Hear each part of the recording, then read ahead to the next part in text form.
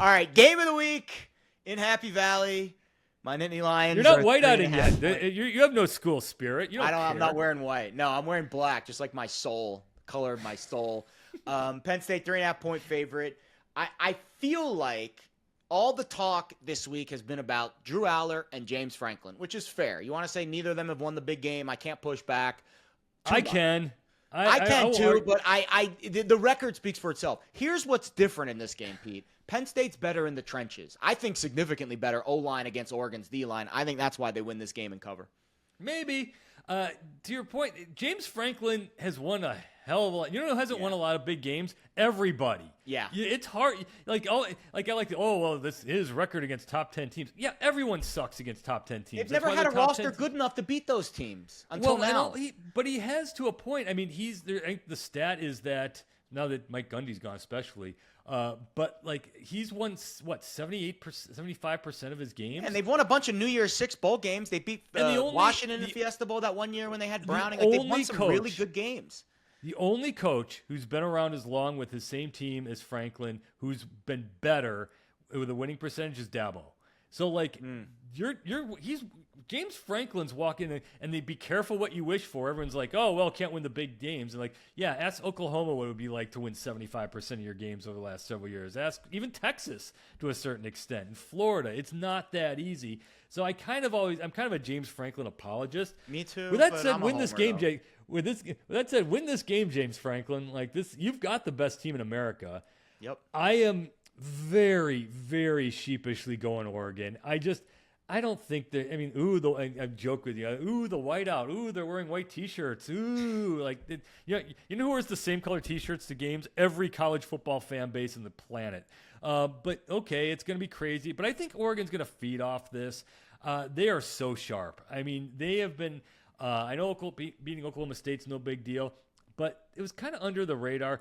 They didn't have to even break a sweat against Oregon State. That was a dangerous game because of the rivalry aspect. Oregon State's bad, though. They're bad, but that's one of those games. The best team they faced actually might be Montana State this year. Might be.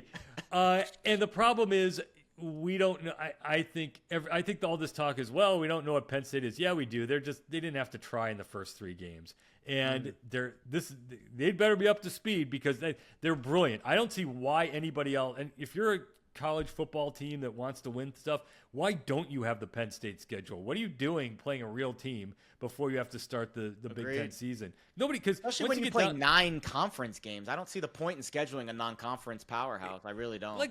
Nobody's gonna care if you get great. So you didn't play a tough non-conference schedule. Yeah, well, if you're in the Final Four. It doesn't matter in September. And that is the point of the 12-team and then soon 16-team playoff. Your September games are for entertainment value only. We're sticking with 12 for a while, by the way. They just put a kibosh on that. They put the kibosh on the 16? Interesting. Yeah, I'm okay with that. For at least a little while. They'll change their tune. I'm sure, yeah. Actually, if you're not happy with how things are going in college football, wait a year and it'll change.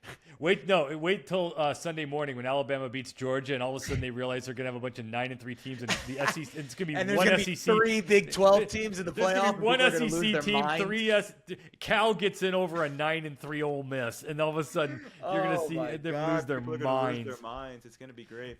So I have 2 keys in this game. I think on the offensive side for Oregon is how Dante Moore handles the atmosphere. I know he's played at Utah and at Oregon State in his career at UCLA, but this will be the most fracas, crazy environment he's played in. So how he handles that, I think, is key. On the Oregon defensive side, I think they're softer this year up front, right? They lose Derek Harmon, and even last year with Derek Harmon, Penn State ran it for 3 bills against them in the Big Ten title game. I think Oregon's going to have to commit bodies to the box. They're going to have to leave these very new secondary pieces on an island, right? They had the Purdue transfer, the Ole Miss transfer, and then the true freshman, Finney Jr., who's played well. But that's a very young secondary to be leaving one-on-one with some really good receivers, and that's where Drew Aller's going to have to win. Penn State's going to have a lot of one-on-ones on the outside with Hudson and Pena and Ross. If they can connect, and if Aller is in sync, I think that's where Penn State really does have the edge in this matchup. I have flashbacks, and it's pained in my head because I've never been physically harmed, or the closest I've been to truly threatened was before a Rose Bowl several years ago when I just asked the Oregon offensive linemen who were up on the thing like, so what do you say to the idea that you play kind of a soft offense? And they just they lurched at me. Like they love the idea that, oh, well, we're Oregon. We play this tippy-tappy quick game. I don't think they do that under Lanning. They're a very heavy back offense. Like they rotate like 4 or 5 backs in. They will pound the rock on you. They will pound on offense. But you're right. That defense is going to be – but – you're right. I disagree. Like you say, you're with me on this, but I disagree with the Franklin needs this one. Yeah. I do think this is an Aller moment because you've got the best team in the country, more talent-wise. Again, if Ohio State or Texas or Alabama had this Penn State team, they'd be the number 1 team and no one would be blinking right now because they got everyone back. We talked before about the Notre Dame running backs. Penn State's running backs are right there. You've got the explosion. You've got the experience. Everything is in place to pull this off. I can't. It's just in my head that Oregon's just that tough right now. But I will not be shocked if we're talking Penn State next week. That okay, that's the team. That's the number 1 team. And if Penn State wins this, they're number 1. That's the only thing it's missing is that Ohio State's been grooving off that Texas win, and everyone's gotten lazy and hasn't changed it because Texas isn't that great. But if Penn State wins this, that's the number 1 team in the country. All right, I'll finish with story time. So in 2004 was the first whiteout at Penn State. It was a day game against Purdue. We were terrible that year. Kyle Orton kicked our ass. And the next year they said, hey, this was cool. Let's do it on a grander scale. And they were undefeated. They started the year 5-0, and Ohio State was coming in. Game day was coming to town, so they made it the night game and the whiteout. And Tom Bahali sacked Troy Smith on the last play of the game to seal the win.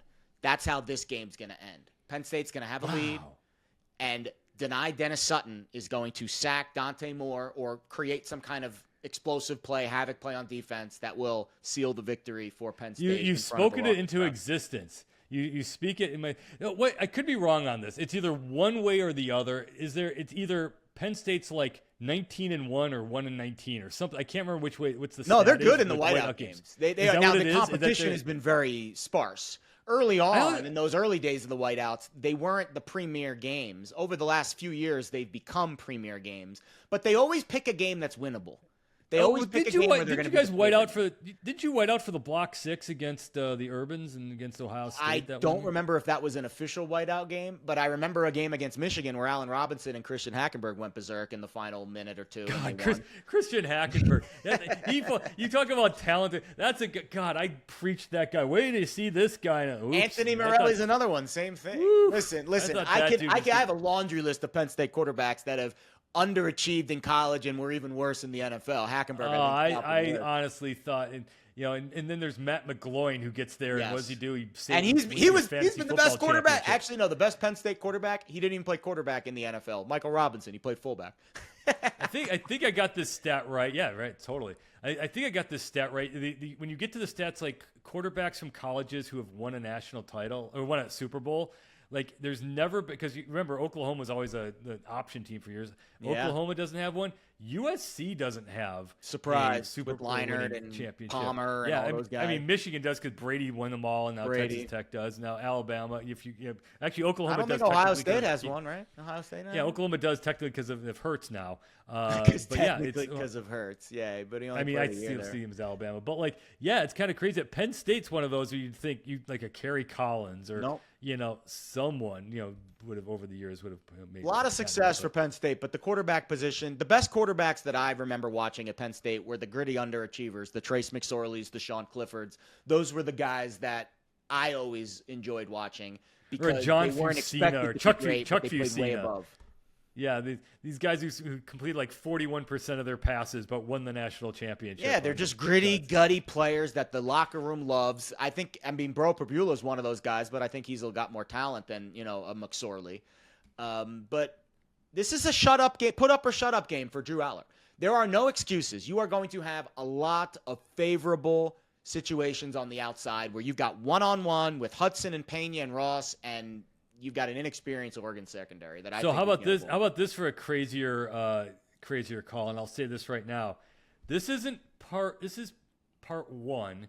There's probably going to be a part 2, and there might be a part 3. Between Oregon and Penn State?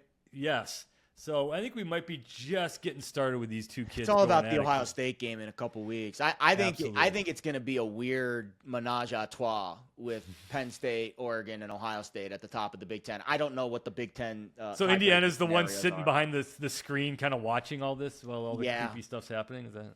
Yeah, I had a pushback this week that Michigan should be in more consideration for a college football playoff at-large berth. I don't think that